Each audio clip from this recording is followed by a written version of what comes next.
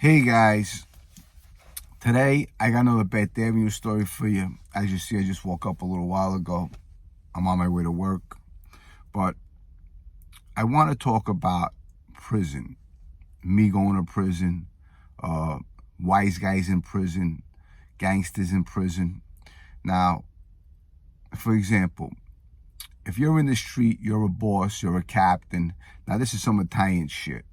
Now, if you're a blood, you're a Mexican mafia, whatever you are in the street does not mean that when you go to prison, you're something.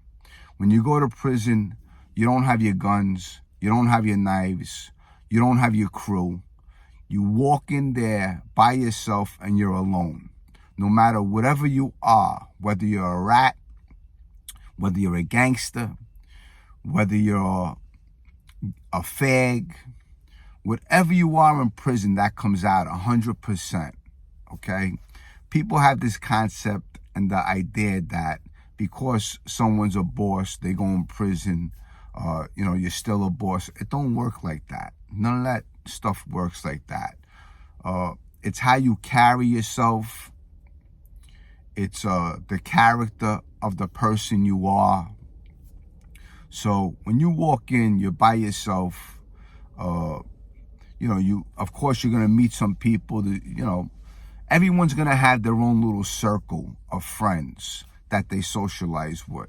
I mean, you could be friendly with the blacks, you could be friendly with the Mexicans. Look, you pick and choose your company. And in the course of time, as you're doing time, you're going to make friends with some people. There could be some black people you're friends with. There could be some Mexicans you're friends with.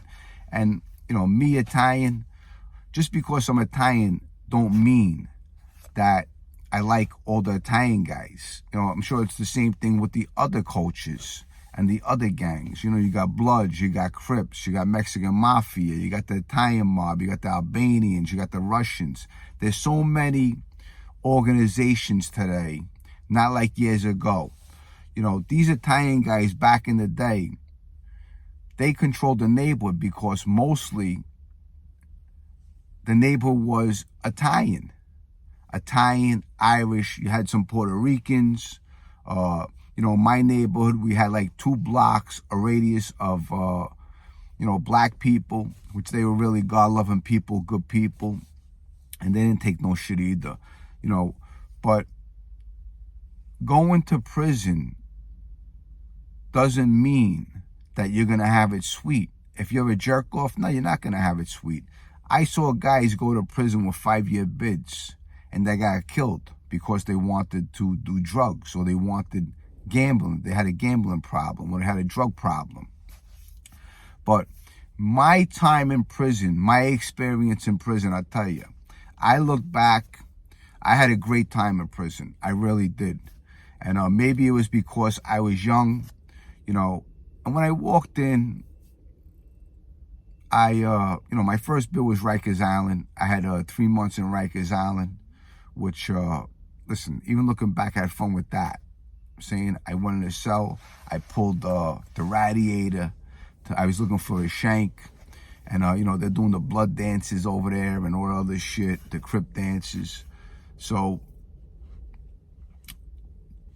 because I'm Italian doesn't mean that I was going to have it good when I went to prison. It don't work that way. It's a different world today, as we all know. But back then, the Italians were very powerful and strong. And, things change in the world. I mean, the tables turn, things change. So, during prison time, I met Manny Madonna and Herbie Sperling. Of course, Mikey DeSantis. I was with him in Oldsville, MCC. He was fighting his cases. And I hung out with him.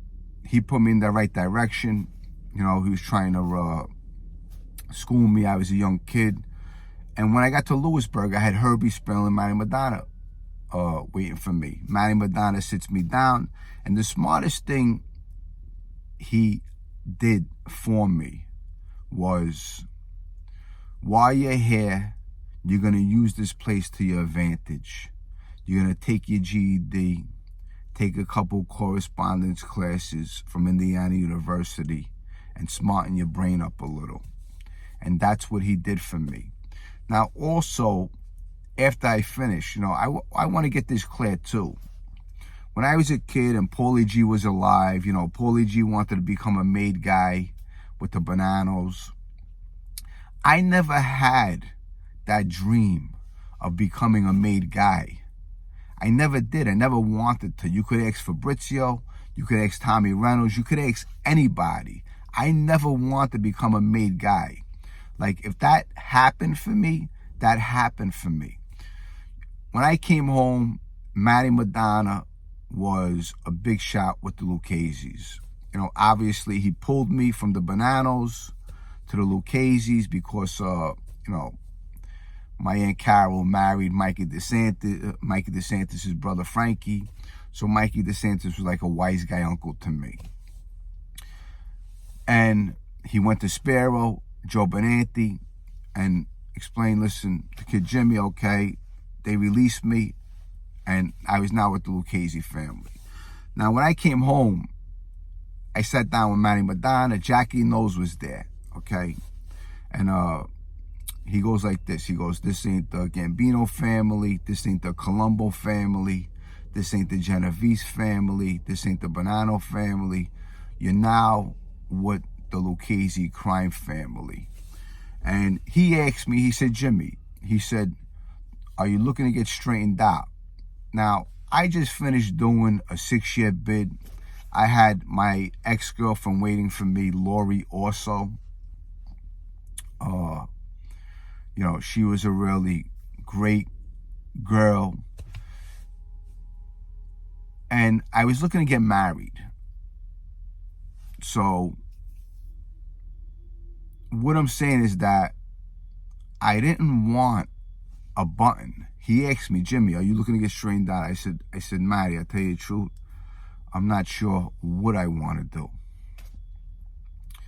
And so that basically put me in the right direction. I didn't want to get straightened out so right away.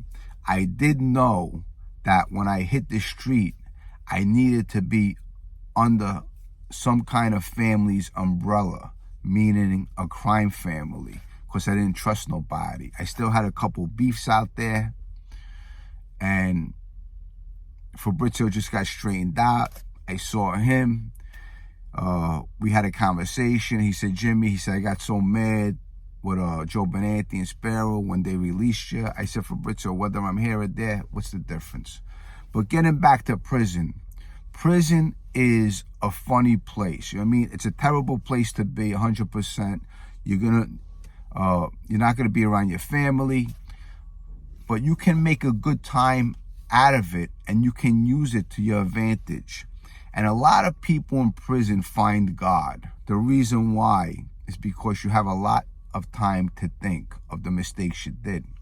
Now, when I went away, I met a lot of old timers. And I said to myself, I said, wow, look at these guys. Who's got life? Who's never going home? And I wanted to make sure that that wasn't my life. So when I got re-indicted with this indictment with Sparrow, Joe Benanti, Fabrizio, the Bath Avenue crew, I had a lot to think about. My mother, she was telling me, Jimmy, what's this about? Is this true? But that's a totally another story. I didn't want this life no more, honestly. And I think I made the best decision. Actually, I know I made the best decision. I got a family, I got kids, I got a decent job. I have, the sky's the limit for me now. I'm not in that mob shit. I know a lot about it. I grew up around wise guys. I lost a lot of friends. I look back, believe me, I cry at times. I really do. I miss my parents. I lost my father 59. I lost my mother 64. So, look, the life is very sad. It's a sad life. You lose a lot of friends. You end up doing prison time. And you know what? Look, there's no money in that fucking life. I'm telling you, look, there's no money in that life unless you have money. And you're going to borrow money from somebody, open up a business. But there's no money in that life, and it's a short-lived life. Look at John Gotti. He was the boss for a little while. Look what happened to Paul Castellano. Look what happened to Frankie DeChico. Look what happened to Royal DeMeo. And you could go on and on. Look at Sammy the Bull. He had to cooperate, had to flip, right? So all these guys too. I'm saying you had to cooperate. Mikey Scars, all these guys. So that life, eventually, it destroys you and your family, because you got to make a decision whether you go into prison, you want to cooperate with the government. It's a terrible life. Terrible. But I wanted to share this with everybody. I haven't did a video in a while. I hope you enjoyed this video. I got some things in the works. I'm doing my book with a co-author. So look forward to that. That's going to come out next year sometime. I'm actually doing a documentary. I can't talk about it, but that'll probably be out next year too. But listen, I love you guys. I want to grow my channel again. And listen, everyone have a great day. Do the right thing. Put God in your life. Look, it works for me. And I know he will work for you. Make the best decisions you can for yourself. Because look, you get one life. You only get one life. Make the best of your life. Don't destroy it. Don't throw it away. I look back on all my friends who went to jail, who's dead. All our families cried. We made other families cry. But hopefully there's a good future. There's a beginning, there's an end. And I hope everyone's good out there. With that said, I love you all. Have a great weekend, and I'll see you on my next video. Bye, guys.